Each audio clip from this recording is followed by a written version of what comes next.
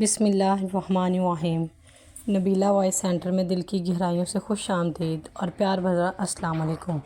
امید کرتی ہوں آپ سب خیریت سے ہوں گے۔ اللہ آپ کی تمام جائز خواہشات کو پورا کرے، آمین۔ ہماری تاریخ میں بہت بڑا خوبصورت نام عبداللہ بن زید رحمۃ اللہ علیہ کا ہے۔ آپ نے ساری زندگی نکاح نہیں کیا، جوانی گزر گئی، بڑھاپا آیا۔ ایک دن آپ ایک حدیث مبارکہ پڑھ رہے تھے تو اس میں نبی کریم صلی اللہ علیہ وآلہ وسلم کا فرمان پڑھا کہ جنت میں کوئی اکیلا نہیں ہوگا۔ جس نے اپنی زندگی میں نکاح کو نہیں پہنچا یا کسی وجہ سے نکاح نہیں کیا اور مسلمان ہی فوت ہو گیا تو اللہ تعالیٰ جنت میں تمام مسلمان عورتوں اور مسلمانوں مردوں کا آپس میں نکاح کر دے گا۔ جب یہ حدیث پاک پڑھی تو دل میں خیال آیا کہ یہاں نکاح نہیں ہوا تو کیا ہوا، جنت میں تو ہونا ہی ہے۔ تو جنت میں میری بیوی کون ہوگی؟ دعا کی، یا اللہ میری بیوی کون ہوگی، مجھے خواب میں دکھا دے۔ پہلے دن تو دعا قبول نہیں ہوئی، دوسرے دن بھی دعا قبول نہیں ہوئی، تیسرے دن خواب میں دیکھتے ہیں کہ کالے رنگ کی عورت ہے، حضرت بلال رضی اللہ عنہ کے دیس کے رہنے والی ہے، یعنی حبشہ کے دیس کی، اور وہ کہتی ہے کہ میں میمونہ ولید ہوں اور میں بصرہ میں رہتی ہوں۔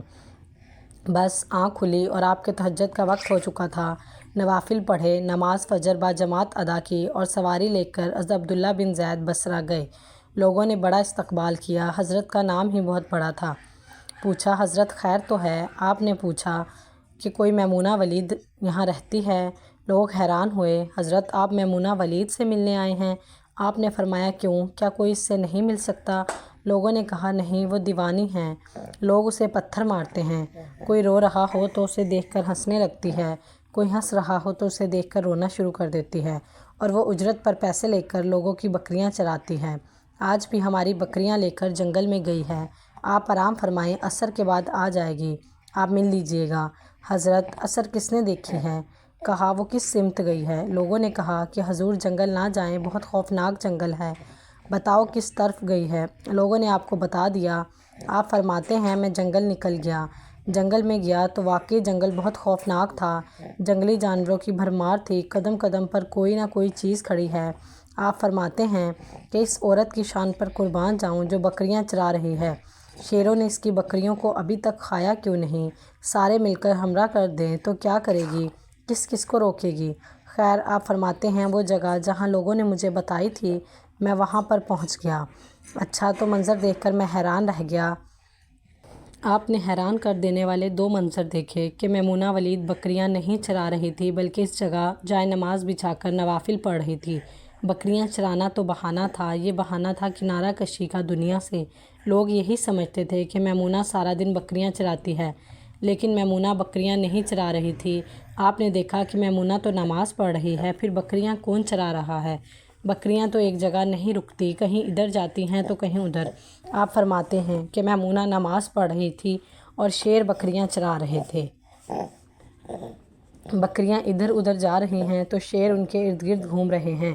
اگر کوئی بکری بھاگتی ہے تو اس کی فطرت ہے شرارت کرنا، تو شیر اسے پکڑ کر واپس لے آتا ہے لیکن کہتا کچھ نہیں۔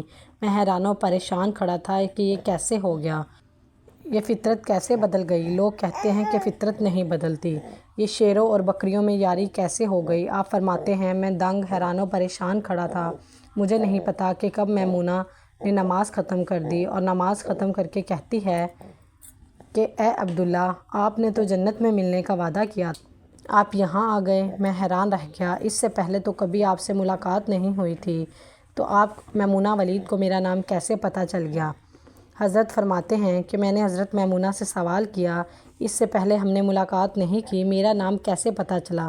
حضرت میمونہ ولید فرماتی ہیں کہ جس اللہ نے رات کو تجھے میرے بارے میں بتایا ہے، اسی اللہ نے مجھے آپ کے بارے میں بتایا ہے۔ فرماتے ہیں جس چیز نے مجھے سب سے زیادہ حیران کیا وہ یہ تھا کہ یہ فطرت کیسے بدلی۔ میں نے حضرت میمونہ ولید سے پوچھا، اب یہ تو بتاؤ کہ یہ شیروں نے بکریوں کے ساتھ یاری کیسے کر لی؟ یہ تو غذا ہے ان کی، اگر شیر بکریوں کے ساتھ یاری کریں گے تو کھائے گا کیا؟ یہ معاملہ کیسے ہو گیا؟ حضرت میمونہ ولید فرماتی ہیں کہ جب سے میں نے اللہ سے صلح کر لی، اس دن سے ان شیروں نے میری بکریوں کے ساتھ صلح کر لی ہے، اس لیے آپ سب بھی صلح کر لیں، یاری لگا لیں، کہیں دیر نہ ہو جائے۔ اپنا تعلق اللہ کے ساتھ مضبوط کر لیں۔ کتنے سال گزر گئے، ہم نے کوئی اللہ کی بات مانی لیکن وہ کھلا بھی رہا ہے، پلا بھی رہا ہے اور ہمیں دکھا بھی رہا ہے۔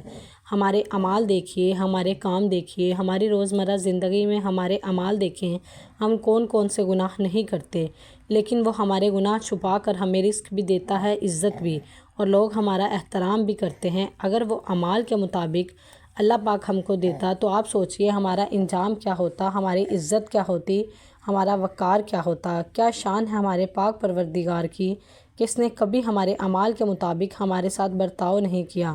عزیز دوستو، اس سے پہلے کہ وقت گزر جائے، اللہ سے رجوع کر لیجئے، اللہ پاک سے صلح کر لیجئے۔ زندگی آسان ہو جائے گی، زندگی کی تمام مشکلات ختم ہو جائیں گی، زندگی کے تمام کام سنور جائیں گے۔ امید کرتے ہیں آج کی ویڈیو آپ کو پسند آئی ہو تو ہماری ویڈیو کو لائک اور چینل کو سبسکرائب ضرور کر دیجئے گا، اور مزید اپنے فرینڈز کے ساتھ شیئر کیجئے گا۔ ملتے ہیں اگلی ویڈیو میں، تب تک کے لیے اللہ حافظ۔